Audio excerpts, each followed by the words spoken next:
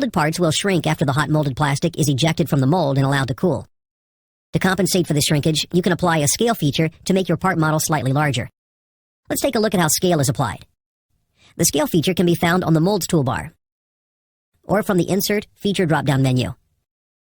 In the Scale Property Manager, you can specify either the part centroid, origin, or a custom coordinate system to scale about. I'll use the centroid for this example.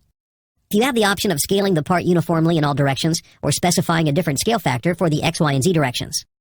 Deciding whether to use uniform or non-uniform scaling depends on the geometry of your part as well as the material you'll be using in your mold.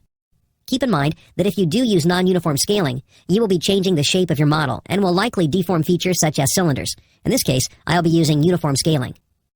To specify the magnitude of the scale feature, you enter a scale factor. A scale factor of 2 makes the part twice as large, while a scale factor of 0.5 makes the part half of its original size. In this case, I want to make this part 4% larger.